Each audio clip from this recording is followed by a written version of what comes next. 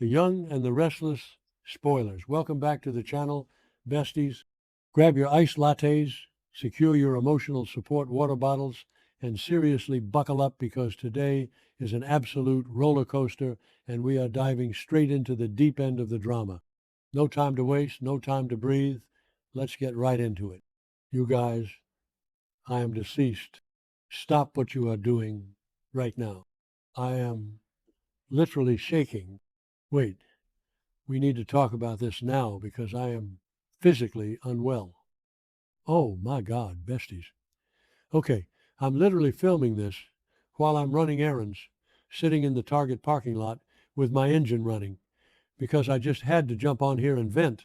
I was mid skincare this morning watching the latest updates, and I literally smeared charcoal mask all over my vintage rug because I had to yeet my phone across the room. Send help. My soul has actually left my body. We are not just watching this show anymore, we are invested. Like, I am personally offended and totally spiraling over what Victoria Newman is going through right now.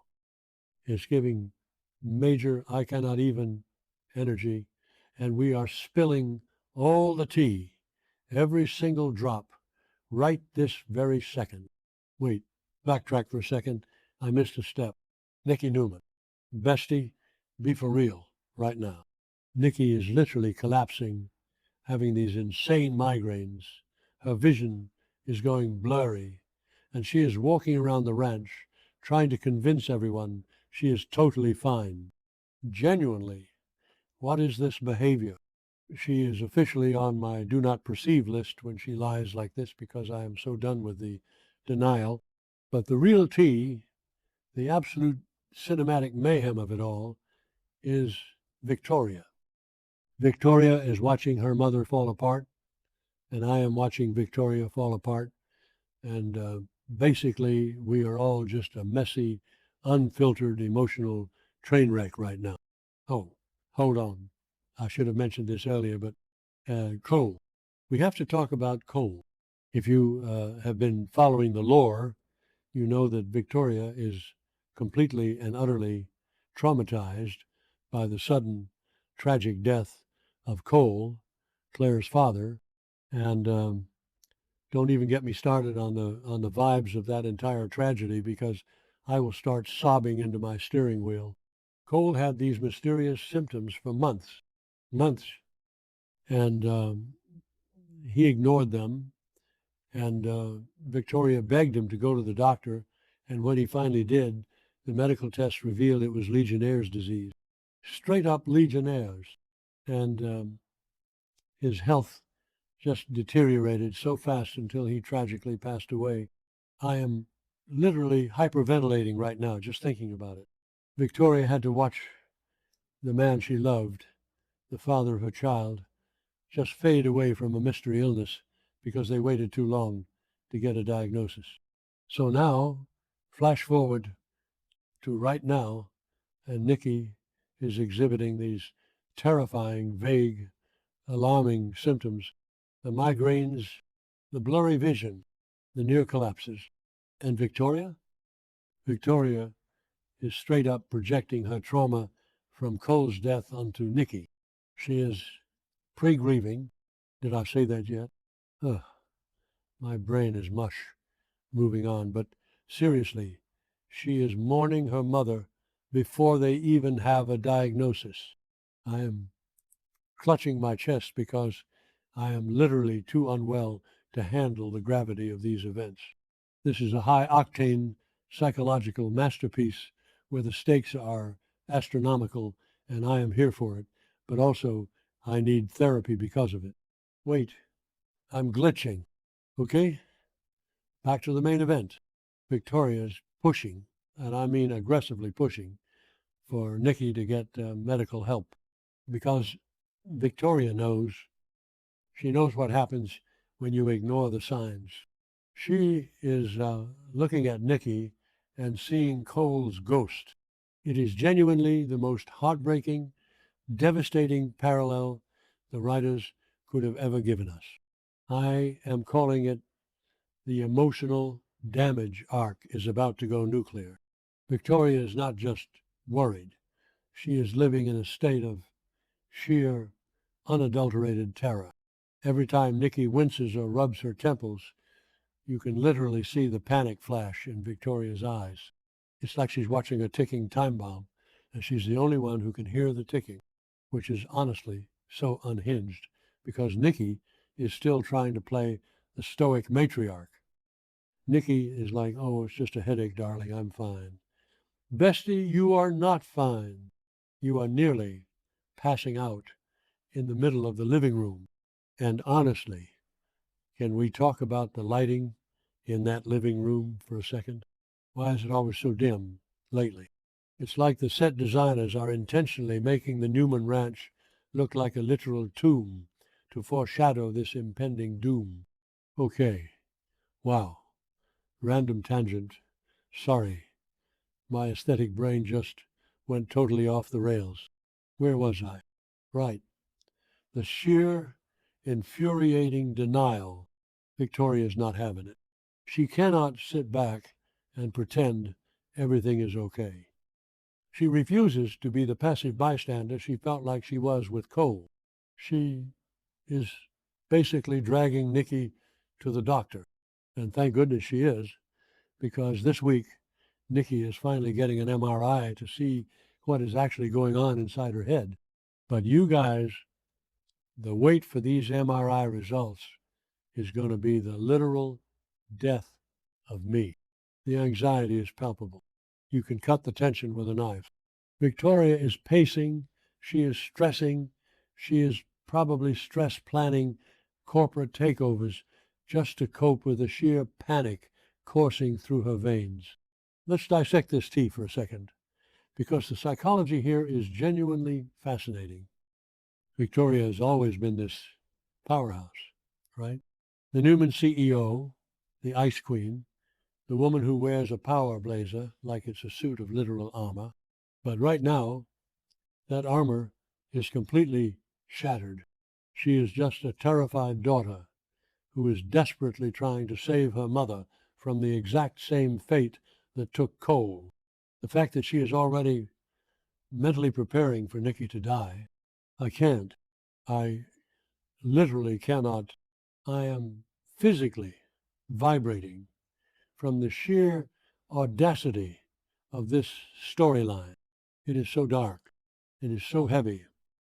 Let's really talk about Cole's final days, because I feel like we just gloss over it and my brain is literally buffering trying to process the trauma. When Cole was in that hospital bed, hooked up to all those machines, the incessant beeping, beep, beep, beep, it was like a countdown to the end of Victoria's world. She sat in that sterile, horribly lit hospital room with the worst laminate flooring I have ever seen. Seriously, who chooses beige linoleum for a place of healing? And she held his hand as the Legionnaire's disease just ravaged his body. It was a mystery illness for so long, and by the time they knew what it was too late. The sheer, unadulterated guilt Victoria must feel, even though it wasn't her fault, is astronomical. She probably stays awake at 3 a.m. staring at the ceiling, wondering if she had just dragged him to the doctor a month earlier, a week earlier, a day earlier, if he would still be here to see Claire grow up. And now she is looking at her mother, her own flesh and blood, the matriarch of the Newman Empire, and she is seeing the exact same stubbornness. Genuinely, Nikki is acting like she's invincible. Oh, my vision is just blurry because I'm tired. Bestie, no, you are nearly passing out. I am literally sweating just thinking about the sheer denial. It's like watching a horror movie where the main character decides to go investigate the creepy noise in the basement without a flashlight. I am screaming at my screen. Don't go in the basement, Nikki. Go to the doctor. I am personally attacked by how stubborn these characters are. And Victoria? Victoria is living in a waking nightmare. She is functioning on pure adrenaline, trauma, and probably way too much espresso. The role reversal here is what is genuinely breaking my heart into a million tiny, irreparable pieces. Nikki has always been the one to hold Victoria as she cried, right? Through all the horrible divorces, the corporate backstabbing, the endless drama, Nikki was the rock. But now, the rock is crumbling. The rock is having severe neurological symptoms, and Victoria has to step up and be the mother to her own mother. She has to be the one to make the hard calls, to force the medical interventions, to sit in the waiting room while Nikki goes into that terrifying claustrophobic MRI tube. Have you guys ever had an MRI? It is straight up terrifying. You are shoved into this tiny, loud, banging magnetic tube, and it sounds like a techno concert gone horribly wrong. I am claustrophobic just thinking about Nikki in there. And I know Victoria is sitting in the waiting room drinking some absolutely vile, stale hospital coffee out of a tiny styrofoam cup, just spiraling. She's probably staring at the ticking clock on the wall, and every single second feels like an eternity. Because in her mind, that MRI machine isn't just scanning for a tumor or an illness. It is a crystal ball that is about to tell her exactly how and when her mother is going to die. That is the level of emotional damage we are dealing with here. I am literally hyperventilating right now. Let me just take a breath. Okay. Wait, my dog is staring at me from the passenger seat like I have completely lost my mind. Honestly, valid, I have lost my mind. This show has taken my sanity and completely shredded it. But back to Victoria's pre-grieving. It is a documented psychological phenomenon, okay? Anticipatory grief. When you know someone is sick, or even just suspect they are sick, your brain tries to protect you by making you grieve them before they are even gone. Victoria is already planning the funeral arrangements in her head. She is already imagining what it's going to be like to walk into the Newman Enterprises boardroom and not see her mother sitting there. She is imagining Thanksgiving without her. She is imagining Claire not having her grandmother.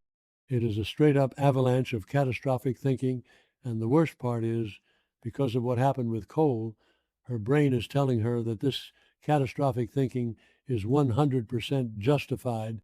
Like, how do you even begin to talk someone down from that ledge? You can't. You basically just have to let them spiral, and we are spiraling with her.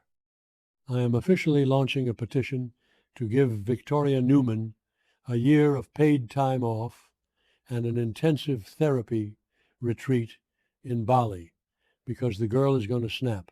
She is going to completely break down. Let's zero in on the blurred vision for a second. When Nikki rubs her eyes and blinks, trying to focus on a document or just trying to see Victoria's face, the visceral dread that washes over Victoria's expression is award-worthy. It's like she is watching her mother literally fade away right in front of her eyes. And what if it's a brain tumor, manifesting a total dumpster fire by the next update, because the fans are already theorizing that Nikki has a life-threatening tumor that's going to require immediate emergency surgery. Imagine the chaos. And where is Victor in all of this? Oh my God. My blood pressure is spiking just saying his name. Victor is so wrapped up in his own ego, his hostile takeovers, giving Chancellor to Lily just to spite Nikki, which is honestly so unhinged and toxic, I can't even process it right now. Did I say that yet? My brain is mush. But Victor's actions are just compounding Nikki's stress. He is literally making her sicker. If Nikki's MRI results come back and it's a stress-induced aneurysm or a tumor that has been exacerbated by her high blood pressure, I am personally holding Victor Newman accountable. I will march down to Genoa City myself and give that mustached menace a piece of my mind. Wait, did I just hear a siren? Hang on, there's an ambulance driving past my car right now in the parking lot. Is this a sign? Am I manifesting medical emergencies in real life? Okay, deep breaths, drink the iced coffee, refocus. Basically, this entire situation is an unfiltered emotional train wreck. We have Nikki, who is stubbornly ignoring her failing health because she's too stressed about Victor being an absolute menace. We have Victoria, who is carrying the weight of Cole's tragic death from Legionnaire's disease and projecting it entirely onto her mother's migraines. And we have the impending MRI results that are hanging over Genoa City like a dark, ominous storm cloud ready to drown them all. I genuinely do not know how I am going to survive the next few episodes. I am so deep in the lore that my grip on reality is slipping. Like, I went to the grocery store earlier and saw a woman who looked vaguely like Nikki Newman, and I almost screamed at her to go get a CT scan immediately. This show is now my entire personality, and I am not okay. Victoria's desperation is just so raw. You can see it in every interaction she has with Nikki right now. She's snapping, she's overly attentive, she's hovering. She is doing everything in her power to control a situation that is fundamentally uncontrollable, because you can't control illness. You can't control death. She learned that the hard way with Cole. And the fact that she might have to learn it all over again with her mother. Bestie, I am reaching for the tissues. My mascara is running. I am an absolute mess. I am literally terrified for the moment the doctor walks into the room with the MRI results. The dramatic pause, the slow sigh.